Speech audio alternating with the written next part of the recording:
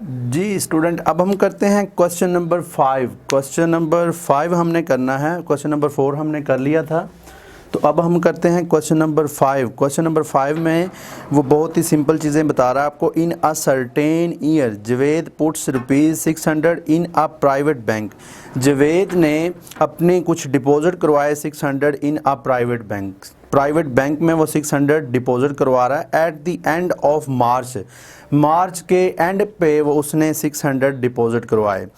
और उसके बाद क्या कह रहा है कि in the same bank at the end of June ₹400 in the same bank at the end of June. वो कह रहा है कि उसने 400 रुपया बिल्कुल उसी बैंक के अंदर और जमा करवाया at the end of June के एंड के ऊपर, ठीक है जी। और कह रहा है कि the bank offer 3% per annum. Bank ने उसे ऑफर क्या किया कि आपको 3% पर एनम सिंपली प्रॉफिट देंगे, सिंपल प्रॉफिट रेट आपको देंगे। Find the total amount Javed receive from the bank at the end of December in the years. ये चीज़ें आपने क्या चीज़ है, find the total amount Javed receive from the bank at the end of December in the years. वो कह रहा है कि एंड के ऊपर उसने कितनी वैल्यूज़, मतलब कितने पैसे उसने एंड पे रिसीव किए। तो ये चीज़ें आपने निकालनी है, जिसमें एक दो स्टेटमेंट समझने वाली हैं, बाकी क्वेश्चन बहुत ही सिंपल है। स्टेटमेंट क्या समझने वाली है, ये तो प्रिंसिपल अमाउंट जो कि स्टार्ट पे उसने 600 एक ही बैंक के अंदर पुट्स करवाई, मतलब डिपॉजिट करवाई प्राइवेट बैंक में। एट दी एंड, यहाँ से समझने वाली बात है, at the end of March के एंड पे वो इसको डिपॉजिट करवा रहा है। तो आपने फिर मार्च के पिछले माह नहीं काउंट करने, आपने फिर उसके अगले माह मतलब फ्यूचरली आपने क्या करना है, उसको काउंट्स करना है। तो फिर जनवरी, फरवरी और मार्च तो आप निकाल दें, बाकी क्या रह जाएगा, अप्रैल, मई, जून, जुलाई, अगस्त, सितंबर, अक्टूबर, नवंबर और दिसंबर। तो ये आपके पास बन रहे हैं 9th मंथ, 9 मंथ्स उसके बाद बन रहे हैं, जो स्टार्ट पे फर्स्ट कंडीशन है। और सेकंड कंडीशन जो कि समझने वाली है, 400 in the same bank at the end of June के एंड पे वो फिर जमा करवा रहा है उसमें। तो जून से पीछे आप छोड़ दें, जून से आगे जुलाई, अगस्त, सितंबर, अक्टूबर, नवंबर, दिसंबर। तो इसमें बन रहे हैं 6 मंथ, पहले के 9 माह और सेकंड 6 मंथ। 9th मंथ पहले की कंडीशन के ऊपर और सेकंड आपने क्या करना है कि 6 के ऊपर। तो फिर टाइम पहले हम फर्स्ट कंडीशन का ही करते हैं। क्वेश्चन नंबर 5 फर्स्ट कंडीशन, चलें इसकी पहले वैल्यू लिख लेते हैं। प्रिंसिपल अमाउंट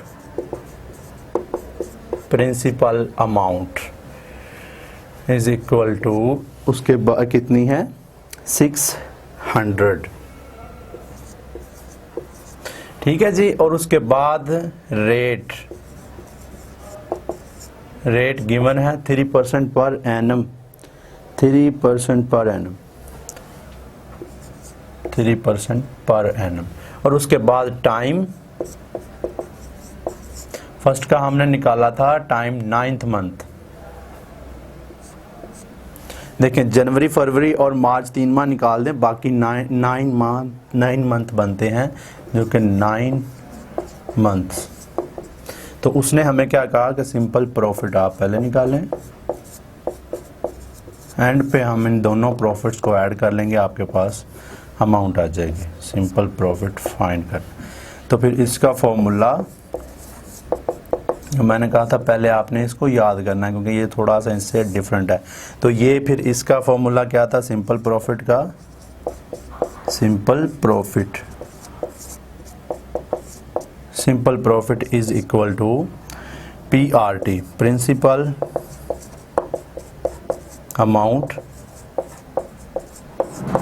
अमाउंट, R से रेट और T से टाइम, PRT डिवाइडेड बाय 100। ये फॉर्मूला था इसका। तो फिर अकॉर्डिंग टू सिचुएशन इसमें आपने वैल्यू पुट करनी है। तो वैल्यू पुट जब आप करेंगे तो principal amount 600 multiply by rate 3% per annum multiply by time जो कि 9 मंथ्स, लेकिन आपको पर एनम रेट दिया है तो फिर 9 के नीचे आपने क्या करना है 12। ये आपके पास 12 इसलिए लिखा कि आपके पास ये मंथ आ जाएंगे, तो नीचे आपने डिवाइडेड बाय 100 करना है। ठीक है जी। अब क्या करना है आपने कि इसको अकॉर्डिंग टू सिचुएशन आपने मल्टीप्लिकेशन इसकी करनी है। देखें 600 मल्टीप्लाई बाय 3, तो ये 18 आपके पास 1800 आ जाएगा।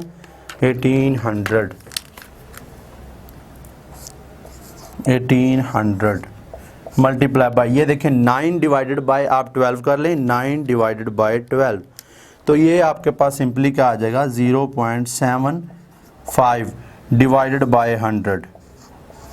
अब देखें आपने ये 2 0 के साथ कैंसिल कर लेनी है और बाकी जो आपके पास आंसर है 18 मल्टीप्लाई बाय 0.75, वो आपके पास 13.5 आपका ये फर्स्ट कंडीशन का आ जाएगा प्रॉफिट 13.5,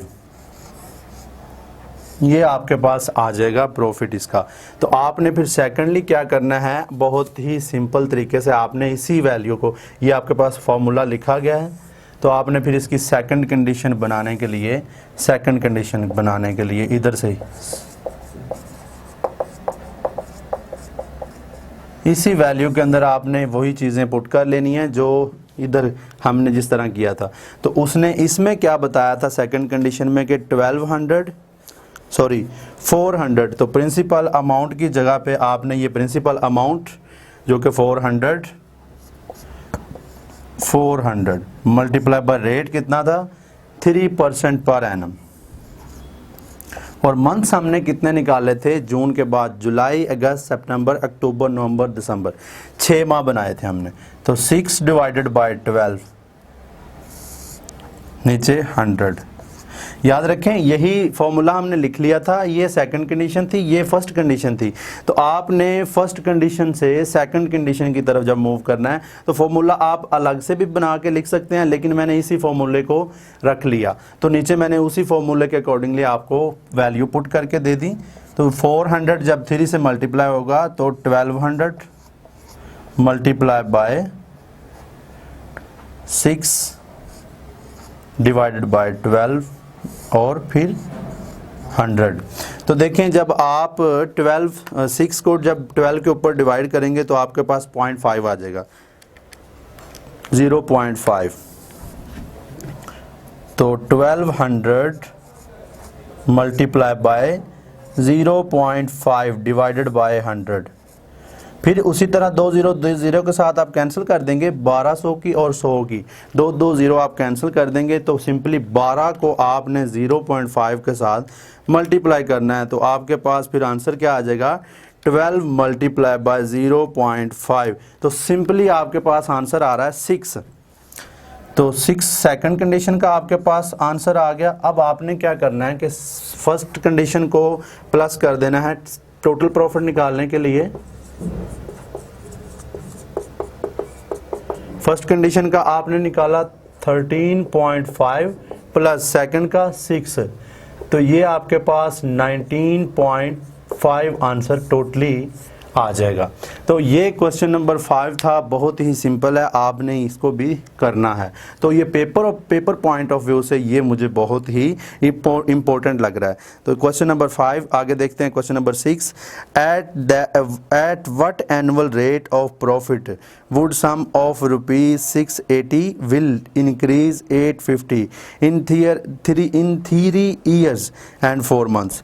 वो कह रहा है कि 3 साल और 4 माह, ये उसने टाइम आपको बता दिया। तो क्वेश्चन नंबर 6 मैं इसमें सिर्फ आपको फॉर्मूला बता देता हूँ, बाकी ये भी आपने खुद ही करना है। टाइम शाइम भी मैं आपको इसका निकाल के दे देता हूँ कितना बनेगा, बाकी क्वेश्चन आपके लिए बहुत ही सिंपल रह जाएगा, वो आपने खुद अटेम्प्ट करना है, सॉल्व करना है। Question number 6, question number 6, at what annual rate, आपने उसको स्टार्ट पे ही उसने आपको बता दिया कि एट वट एनुअल रेट, मतलब एनुअल रेट उसने नहीं दिया, आपने वो निकालना है। तो at what annual rate of profit would a sum of money ₹680 will increase to 850। कह रहा है कि सम ऑफ मनी जो थी वो थी 680, विल इंक्रीज मतलब ज़्यादा होगी टू ₹850, 680 से लेके बढ़ गई 850 तक। तो इन 3 years and 4 months, तो सारी चीज़ें उसने आपको गिवन की हैं, लेकिन आपको रेट नहीं, रेट का आपको फार्मूला भी बता दूंगा, पहले आपको वैल्यू बता दूंगा किस तरह आपने करनी है। तो प्रिंसिपल अमाउंट क्या थी आपके पास, principal amount is equal to 680। तो प्रॉफिट क्या, फिर आपके पास प्रॉफिट किस तरह आपने लिखना है, प्रॉफिट इज इक्वल टू, देखें प्रिंसिपल अमाउंट माइनस जो कि डिक्रीजिंग हुई है, इंक्रीजिंग माइनस डिक्रीजिंग। देखें प्रिंसिपल अमाउंट, इंक्रीजिंग अमाउंट कितनी थी 850, तो 850 में से जब आप 680 निकालेंगे 680, तो सिंपली आपके पास प्रॉफिट आ जाएगा, सिंपल प्रॉफिट, सिंपल प्रॉफिट। अब आप बाय कैलकुलेटर करें तो 850 माइनस 680, तो ये 170 आपके पास सिंपल प्रॉफिट आ जाएगा, 170। अच्छा, ये हमने सिर्फ अभी वैल्यू लिखी है, इसका सोल्यूशन आपने निकालना। मैं आपके लिए फॉर्मूला भी लिख देता हूँ, टोटल वैल्यूज़ जो कि मुश्किल हैं वो भी निकाल देता हूँ, बाकी वही काम है जो हम पीछे क्वेश्चन में से करते आ रहे हैं। तो देखें अब हमने 2 चीज़ें निकाल ली। अब उसके बाद वो कह रहा है कि टाइम कितना है, टाइम भी आपको मैं निकाल के दे देता हूँ, थोड़ा सा इसमें टिपिकल है। देखें उसमें वो कह रहा है कि 3 years and 4 months, मतलब 3 साल और 4 माह है टाइम, 3 years and 4 months। तो ये आपने लिखना है 3 years 4 month टाइम के अंदर, ठीक है, 3 years and 4 month ये आपने करना है टाइम के अंदर। तो हमने क्या चीज़ रिक्वायर है, उसने एंड पे हमें क्या कहा, स्टार्ट पे बता रहा है eight what annual rate of profit, annual rate उसको आपने बताना है। तो एनुअल रेट ये आपने फाइंड करना है। तो आपको मैं ये फॉर्मूला भी लिख देता हूं, तो आपने सिर्फ इसके अंदर वैल्यू पुट करनी है और कैलकुलेटर की हेल्प से आपने ये पूरा क्वेश्चन सॉल्व करना है। तो rate is equal to amount of profit. अगर आप नहीं भूले तो मैंने ये भी फॉर्मूला काफ़ी दफ़ा ये रिपीट हो गया है, amount of profit multiply by 100, और डिनोमिनेटर में क्या आ जाएगा, डिनोमिनेटर में रेट तो आपने निकालना है, तो फिर बाकी क्या प्रिंसिपल रह गया, प्रिंसिपल अमाउंट और टाइम।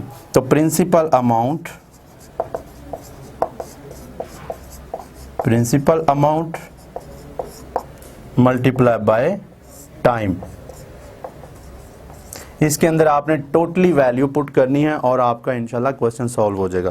तो इंशाल्लाह ये क्वेश्चन आप कर लेंगे, सारा कुछ मैंने आपके लिए कर दिया, तो सिर्फ आपने इसके अंदर according to situation value put करनी है। तो ये क्वेश्चन बहुत ही सिंपल आपके लिए हो जाएगा। क्वेश्चन नंबर 6 तक हमने कर लिए। क्वेश्चन नंबर 7 जो है वो बिल्कुल हमने जो पीछे क्वेश्चन किए बिल्कुल उसी तरह के ही हैं। इसमें कितने पार्ट्स दिए हैं, ABCDEFGH, तकरीबन 8 पार्ट उसने दिए हैं, 8 9, और आपने चीज़ें बिल्कुल वही हैं जो हम 7 क्वेश्चन किए हैं। किसी में रेट नहीं होगा और किसी में टाइम नहीं होगा, और समटाइम कुछ प्रिंसिपल अमाउंट नहीं दी होगी, या टोटल अमाउंट नहीं दी होगी, या फिर टोटल प्रॉफिट नहीं दिया होगा। तो ये आपने खुद ही पूरा क्वेश्चन सॉल्व करना है। अगर फिर भी इसमें किसी पार्ट में भी आपको टेंशन होती है तो फिर आप कमेंट करें, मैं इंशाल्लाह आपके लिए फिर ये दोबारा सॉल्व कर दूँगा। That's it.